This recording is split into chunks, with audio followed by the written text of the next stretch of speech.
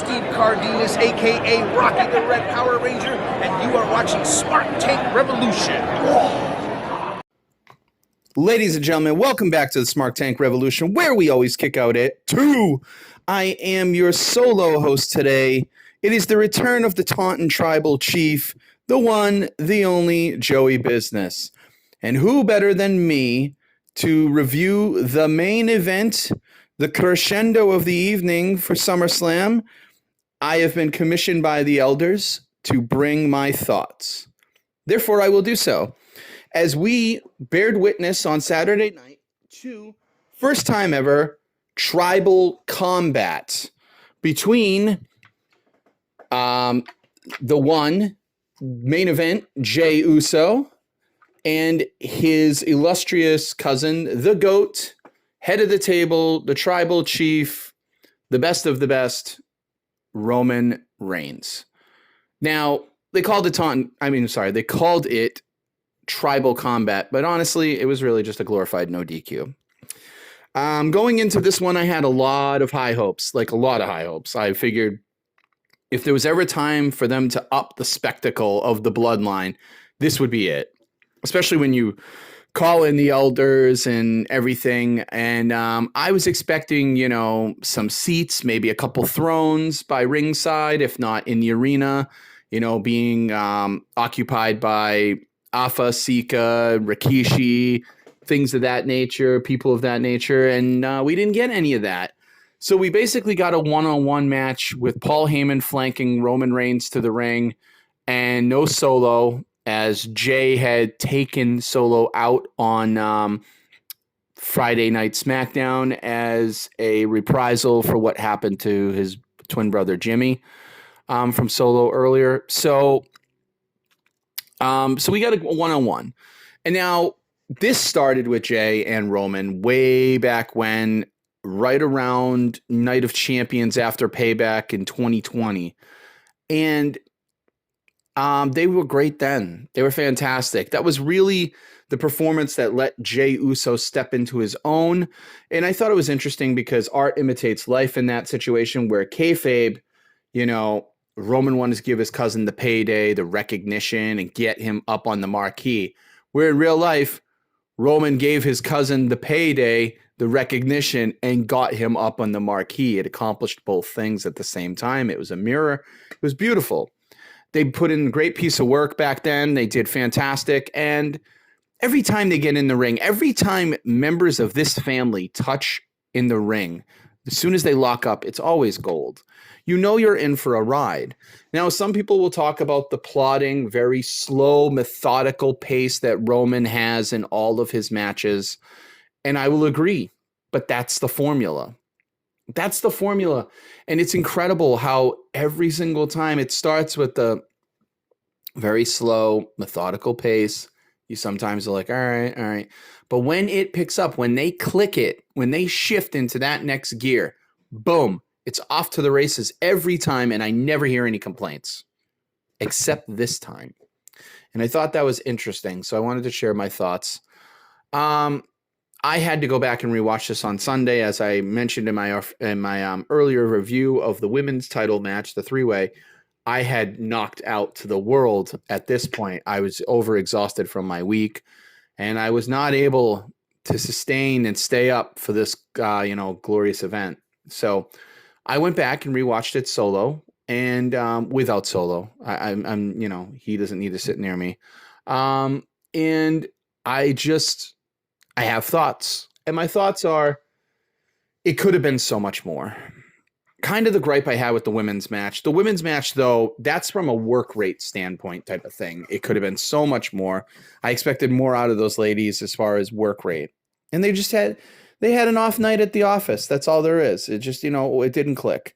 But with this, it should have been so much more. It should have been grand. It should have been something wild that we've never seen. Like, they didn't even change the ringside area. It didn't, there was no trees. There was nothing to the scenery that added to the aesthetic that this could be tribal combat. This was DQ, no DQ. That's all it was. And Okay, if you work in the confines of a no DQ match, they did okay. This was definitely not up to par with all their other outings. So hold on one sec. Let me just take a sip of my WWE sponsored C4 performance drink, strawberry starburst. Cody Rhodes says this stuff's great. I would have to say it's average, but that's okay. So yeah, you knew you weren't going to get anything. There weren't going to be any slouches in this match, work rate wise. Roman works his pace. Jay works his pace. Jay's frenetic. Roman's methodical. So you knew that that's what you were going to get. And we did. We got it. It was about 36 minutes, I believe I read the exact timing was. It definitely lost the audience at points. This was an event that was all over the place. I happen to really like SummerSlam. I thought it was great. Logan Paul and Ricochet started out hot. Drew and Gunther was really good. And Seth and Finn they wrecked shop. They tore the house down. They did a great job. This though, I mean, again, I say it all the time. Everyone says it. I'm not coining anything spectacular. I'm regurgitating what's out there on the internet. This is cinema. The Bloodline story has been cinema. And this is another part of cinema, but it was definitely a second act type of vibe. This was not a, opening or a climax. This was a second act. Like if this was let's say this was the end of the whole Bloodline. Like if this was how it was supposed to go down and it would be finished, this would still be disappointing the way it ended. Like even if it was the opposite ending is what I should say. Just it didn't have enough oomph to get it there. There was spots we've seen. Like, I mean, I said to Donnie, I said to some friends, I said, I think what we need in this match is, them pulling out of each other's bags of tricks. Roman should be busting out some super kicks. Jay with the Superman punch and the spear. Like, I think that kind of stuff would have really added to the magic of the match. Instead, it was a regular affair that they've done several times before. Now, I know this is ironic because I gave their Money in the Bank match a 4 count, and I still stand by that. That tag match was a 4 count in my view. That had everything because the story connected, the performances connected, the facial expressions connected, the audience connected. That was a huge point of this. I will say this, SummerSlam, Detroit, you were a whack-ass crowd all night long.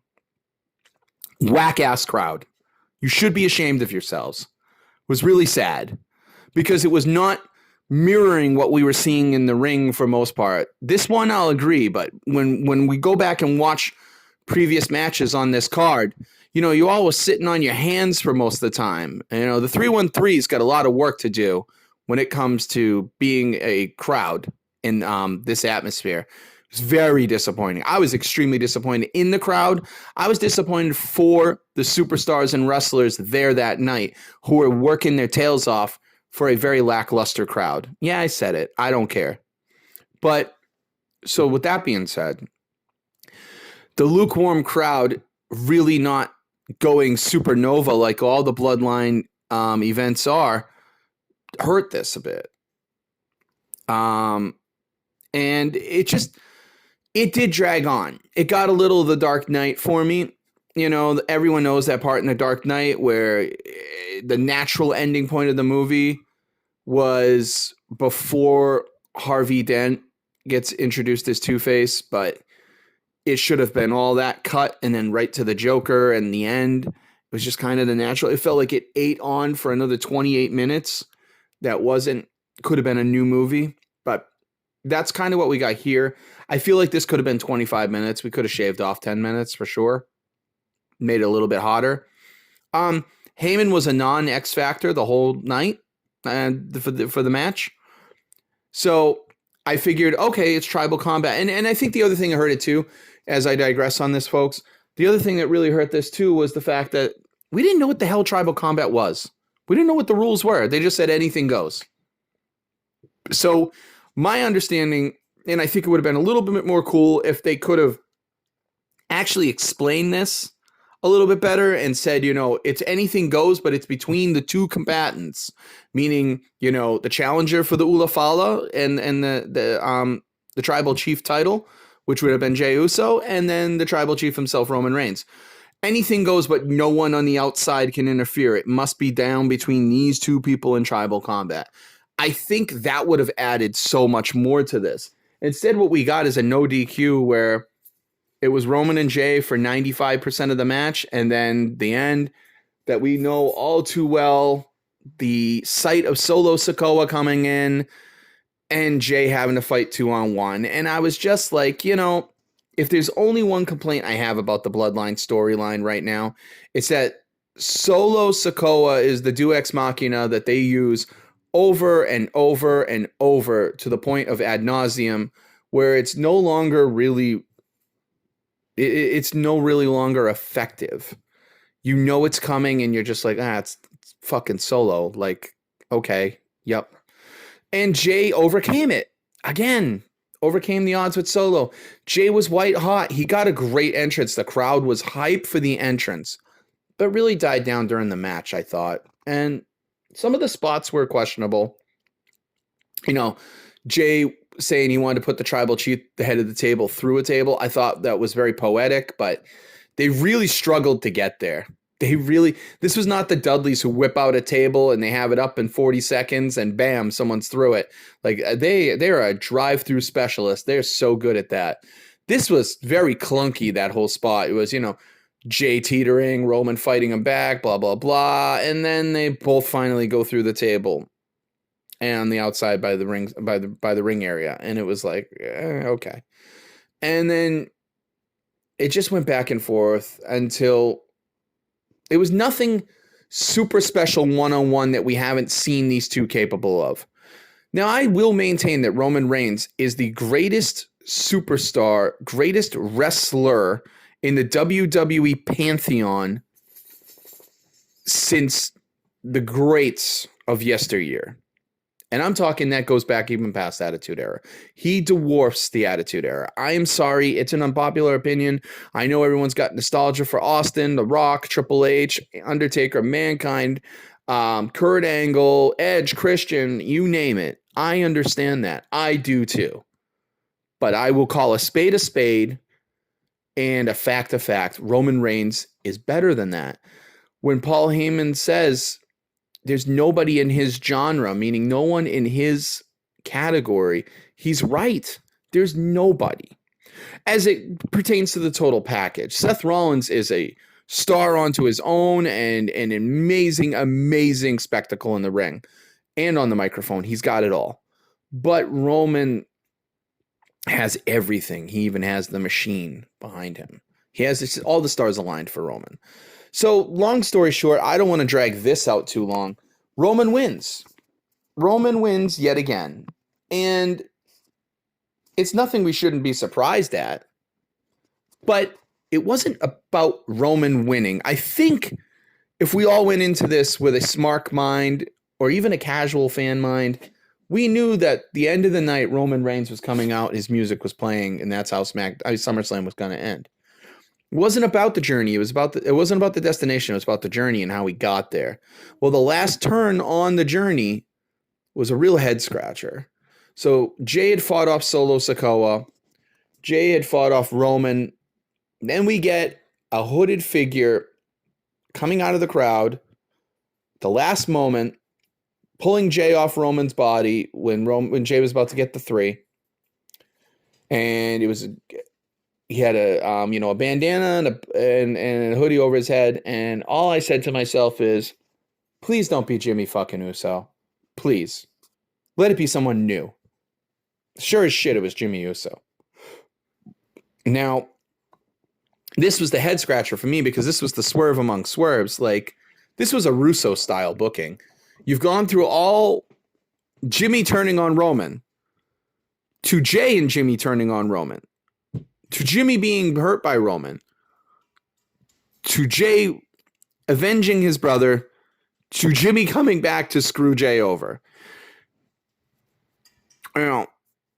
It's more twists than the Cast of Dynasty, and it's just like, all right, I want an explanation for this one, and it's got to be more than a simple "Why Jimmy Why" on SmackDown. The rumblings and the grumblings on the interwebs is that Roman is going to miss Payback. That's a head scratcher too. It's the 3-year anniversary, unprecedented in 40-something years, and he's going to miss the pay-per-view. Okay. All right. That's weird. So we know that Jay and Jimmy are going to carry this pay-per-view. It's not called Payback for no reason. They're definitely smart enough marketing-wise. They know what to use with that name. So Jimmy and Jay will definitely be the main event.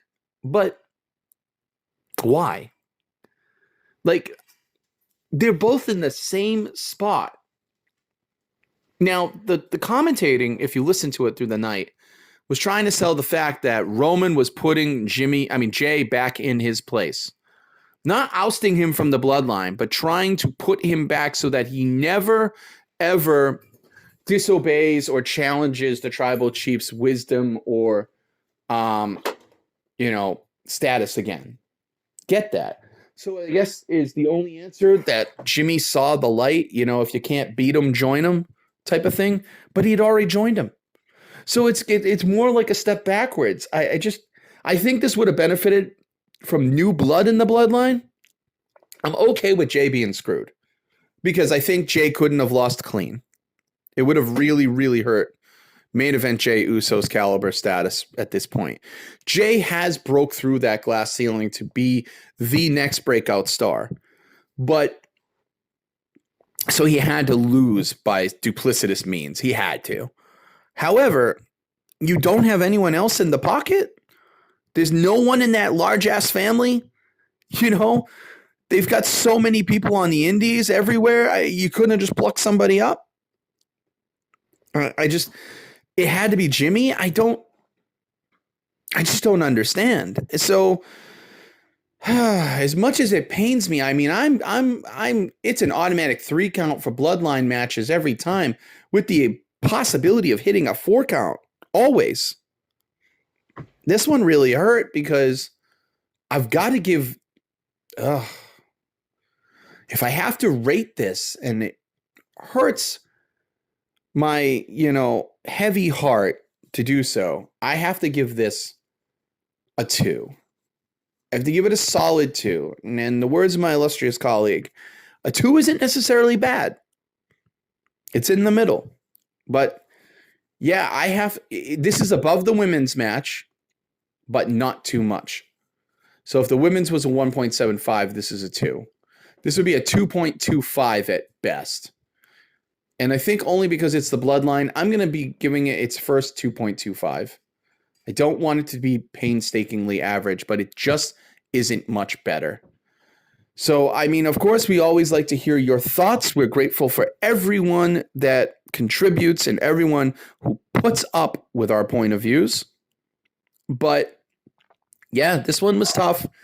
SummerSlam was kind of all over the place. It was a head scratcher, and we'll have to see what is going on down the road because I'm not quite sure. And as always, the Smart Tank Revolution mascot dog is chiming in. So with that, I will bid you all adieu. I guess we'll have to see where we go from here.